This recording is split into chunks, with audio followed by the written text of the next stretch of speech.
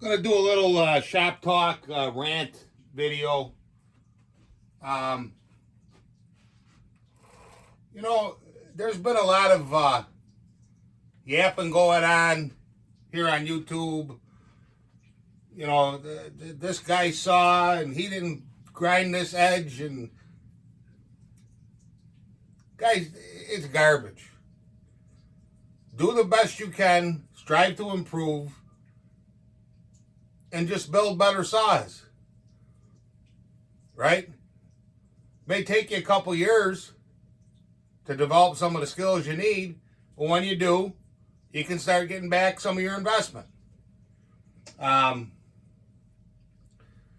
But this whole thing with, look at, I use these saws, okay? And to be honest with you, I just as soon go out here and run this saw and do better in my pocket than I can sitting in here, grinding, cleaning, ultrasounding, wash with hot soapy water, time consuming stuff. Where I can make a better a dollar actually using the tool. Okay, that's where I'm coming from with this. So, all this we're going to tear down the other guy to build ourselves up. I get it. I mean, it's a common practice. That's how it was done back in the day. But the company also had bodyguards that would, give you a nice little how do you do. That's part of it too. So, but, this nonsense, getting a saw from another guy and then he takes it apart. Listen, personally, I think that's garbage. The only instance where I would say that behavior is acceptable would be if you contracted a porter and you received a saw, and let's say you paid $400 or $500 for it, and you received a saw that was not up to snuff, and you called that original builder back and said, "Hey, man, he didn't want to deal with you," or told you, "Hey, I got the cash in my pocket, toodaloo, I'm on to the next sucker," then I could understand it. But it's such an all-accompanying thing, and you could say it's artwork too, but like I said, a lot of it has to do with physics and airflow, in my opinion. And I've talked about this before. You have to have not only the flow, but you got to have the flow. I say flow porting, and I should clarify the whole thing. You have to have your flow. Flow is important. More fuel, more air. But this piston is zipping up and down in here. Let's say you design this thing for 10,000 RPM, and it likes 10 grand when you're putting a little pressure on it. Maybe it'll go up to 10.5 if you dog it in, 9,500. Okay? And if that's what you want, that's how I build them. But I've made mistakes where thinking, hey, if I enlarge this port, and what happens is at another RPM, yes, but you're not getting I'm not getting what I want by using those methods. I get in there with the files. I got Riffler files. I've shown them before. They're radius files. You can heat them up with a torch, and you can really get in there. Some of them transfers, you can make that too. I don't know how you're going to get in there anyway else. And that's really, the transfers are the whole thing. Because as that piston's coming down and squirting it through, this process right here is imperative. I mean, if it can't get out, it can't get in. Right? But having said that, that piston is coming down, compressing the mixture, shooting it through the transfers.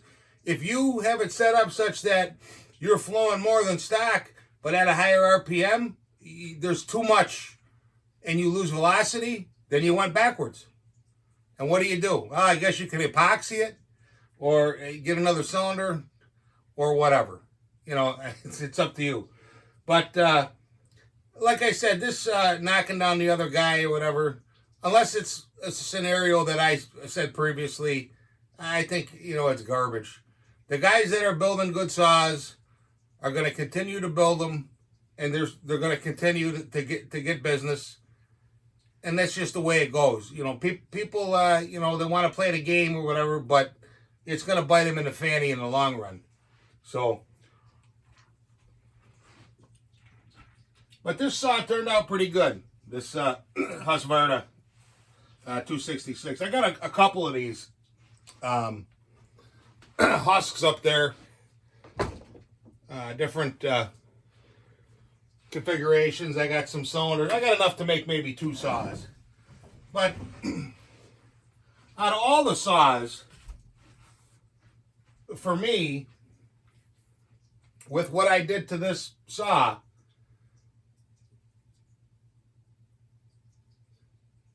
the intake mods, piston mods, you know, very little work in the cylinder. I polished the exhaust. Now, rowdy pipe, and then I got the Canon with a Super Mini. Narrower curved chain. It's less pressure. It's cutting instead of cutting a wider kerf with 3/8. I mean, I know I'm exaggerating, but it'll hold your RPM up there. It'll let the saw rip. Now this, I had this thing apart quite a few times, and I settled on this combination. This saw right here will cut faster than a stock 572 with this bar. This is an 18-inch bar. I think you got 16 inches of cut. I would even say with a 20-inch bar, it'll run with one. This one might even run with a 572 XP that's got a muffler mod. Now, some of that comes from the chain. I mean, this Pico system, I probably picked up 15%. And then I probably picked up about 27% from flowing it and the velocity work and the pipe and everything else. Could I make this faster? If some guy said to me, Fabe, does that saw do what it does in the video? Absolutely it does. What you're seeing, that's another thing too, I want to bring this up. What you're seeing at point A, and the product is delivered to point B, and he's shooting the video, these aren't the same saw. No way. No way. But could I make this faster? Absolutely. It'd make it a lot faster. Would I? No. I mean, if you get 25% gains, 30% gains, I think you're doing decent. This saw's got more because I have the narrow curved chain. You know, you take this away, I'm down to about 27%. But even still. And this is a saw that I experimented on and got it to this point. Now, there's some talk about polishing exhaust ports. If you don't want to polish it, don't polish it. From my perspective, you're going to gain probably 1% on the dyno, but the most important reason to polish the exhaust port is so you don't get any carbon to adhere to that port. If you shine that to a mirror finish, it has nothing to grab onto. Whereas if it's a rougher finish, it can build up and then something gets sucked back into the motor and the rings, and that's how shit gets screwed up, you know. But this saw here turned out pretty good. You know, I build on my own. I work on my own saws. What are you paying a porter for? Or a builder? Saw builder. You're paying that guy for his knowledge and experience and to hand you over a turnkey saw, well, pull cord saw, that's going to run and cut wood like what he shows in the video. And that's what I do. This saw will get 16 face cords of wood of 12 to 16 inch diameter on 1 gallon of this fuel. I've already documented it. It does it, which is phenomenal. You really can't beat it.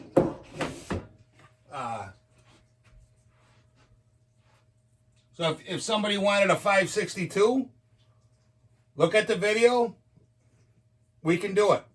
If you don't have this chain combination, you just want to run the stock 20-inch bar with the 3/8 chain, it'll pull it.